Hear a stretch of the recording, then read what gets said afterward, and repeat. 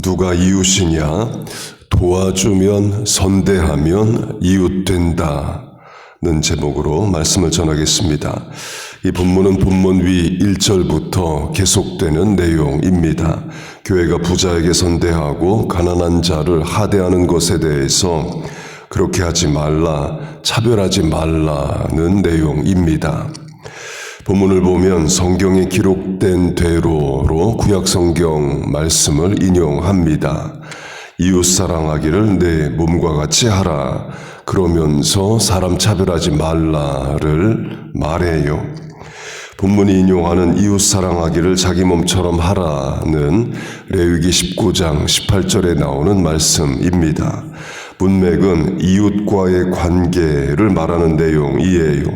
원수를 갚지 말며로 시작하는 같은 절 한 절 안에 이웃을 자기 몸처럼 사랑하라 말합니다.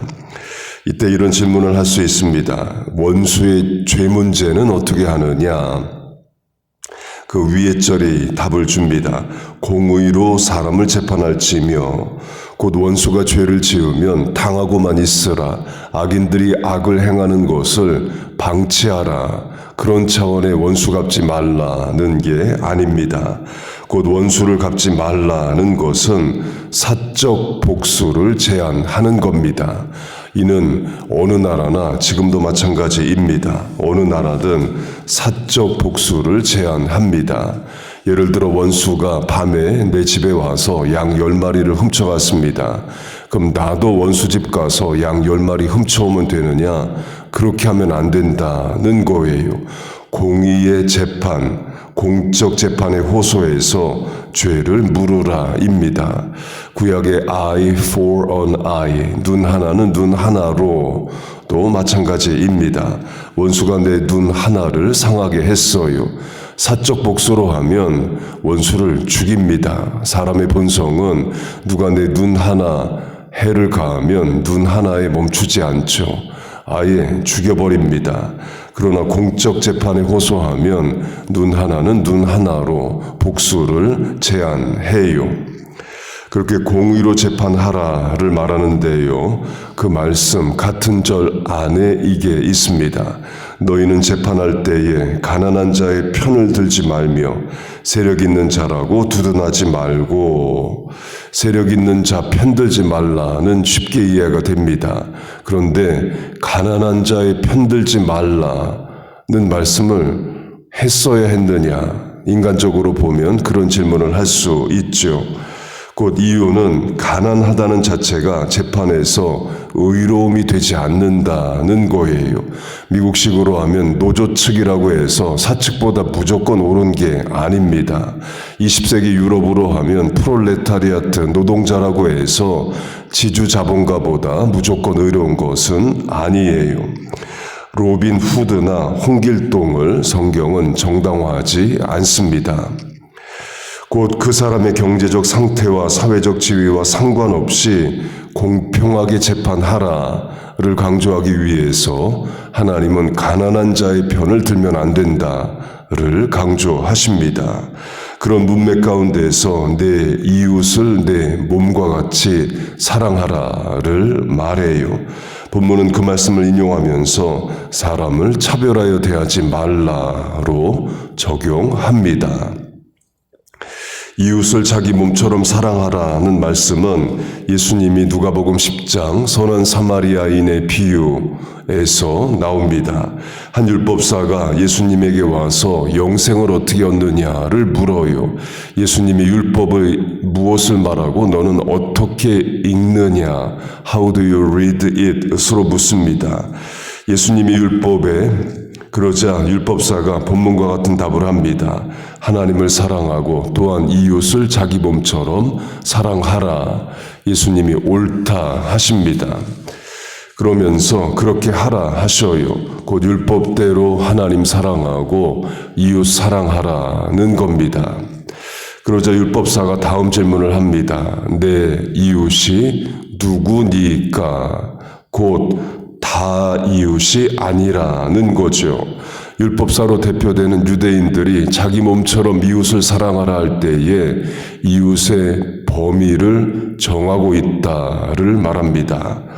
누가복음 10장에서 유대인들의 이웃은 유대인입니다. 이방인이나 사마리아인은 이웃이 아니에요. 요한복음의 수가성 여자 이야기를 보면 유대인들은 사마리아인을 상종하지 않았다고 말합니다. 사람 취급을 하지 않았다는 거예요. 그 말은 이웃으로 여기지 않았다를 말합니다. 그 말은 이웃을 사랑하라 할 때에 사마리아인은 이웃이 아니기 때문에 유대인들은 사마리아인을 사랑하지 않는다가 됩니다. 거기에 대해서 예수님이 그렇지 않다를 강조하기 위해서 강도 만난 자를 도운 사람을 사마리아인으로 비유를 하십니다.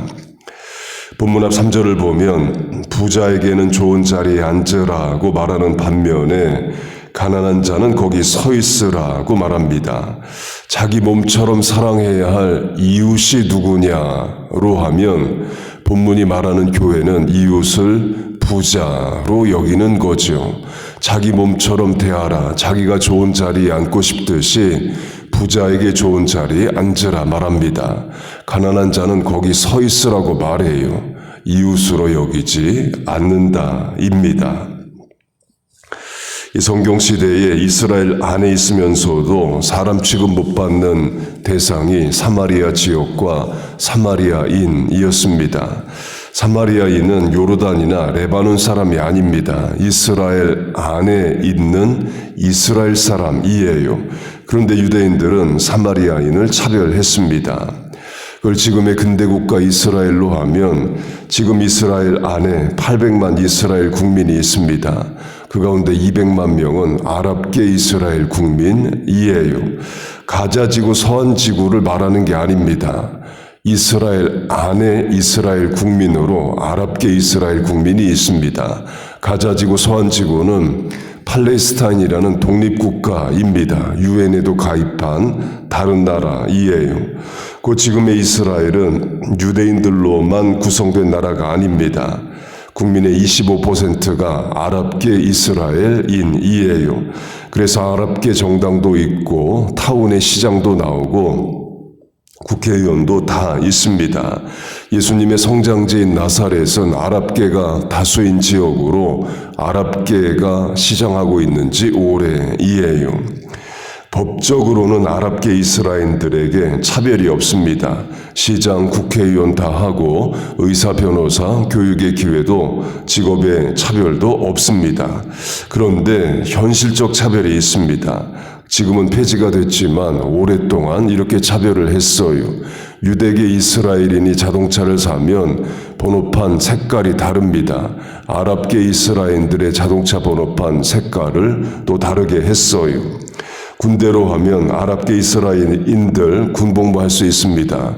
그러나 여러 이유로 승진을 안 시켜줍니다. 직장에서 승진이 또 잘 안 돼요.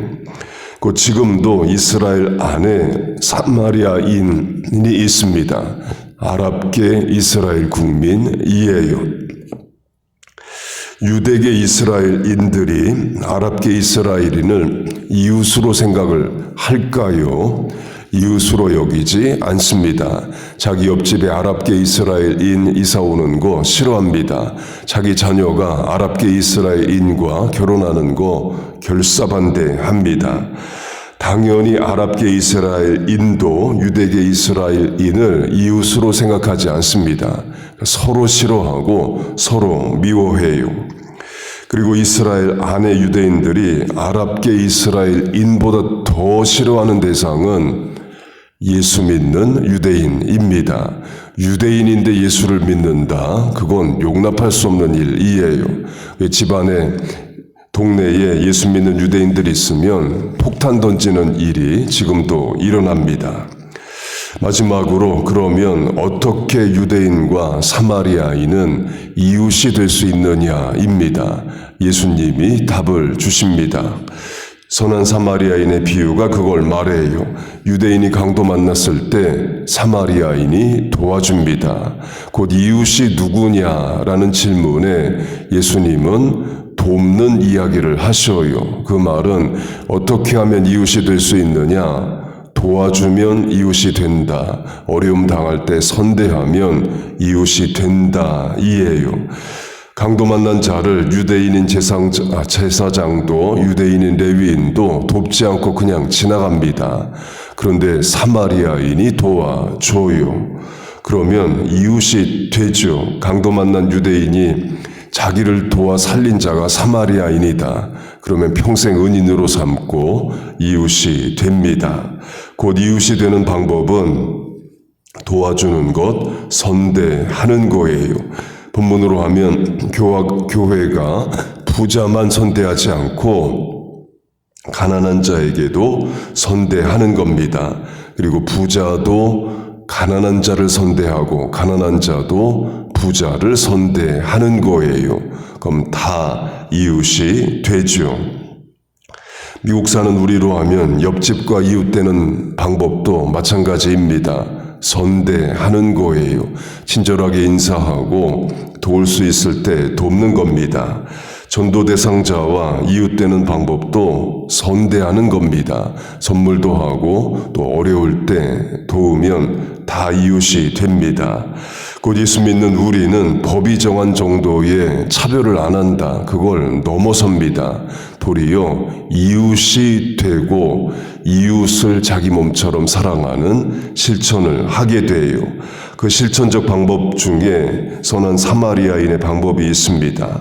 질병 중에 있는 자 위에 기도하고 어려움 중에 있는 자 중보하여 기도하고 또 도울 수 있는 기회가 되면 여러 모양으로 돕는 겁니다. 도와주면 친구 되고 이웃이 돼요. 그래서 우리와 자녀들의 이웃의 범위가 넓어지고 그 넓어진 범위를 통해서 복음을 증거하는 기회도 얻기를 바랍니다. 결국 이웃 사랑하는 최고의 실천은 그 영혼 구원하는 거예요. 예수 믿으라고 말하고 중보하는 겁니다. 그렇게 하나님을 사랑하고 이웃을 사랑하는 저와 여러분 다 되시기를 주의 이름으로 축복하고 축원합니다. 아멘. 기도하겠습니다. 하나님 아버지, 우리와 자녀들의 이웃의 범위가 넓어지게 하시고 또 그 넓어진 범위를 통해서 복음을 설득력 있게 증거하게 하여 주시옵소서. 또 우리 옆에 있는 사람들 선대하고 돕고 또 우리가 어려울 때 우리의 이웃들도 우리를 돕게 하여 주옵소서. 교회 교인들이 구역원들이 서로 이웃이 되어 중보하여 기도하게 하시고 또 하나님의 사랑 증거하게 하여 주옵소서. 오늘도 우리가 만나는 사람들 선대하게 하시고 위로하게 하시고 말 한마디를 해도 영혼들 살리고 소생하는 복음의 설득력 있게 하여 주옵소서. 또한 오늘도 하나님 의지하고 하나님의 도우심을 간구하고자 이 새벽에 나왔습니다. 부르짖어 기도하는 기도에 응답하여 주옵소서. 예수님의 이름으로 기도하옵나이다. 아멘.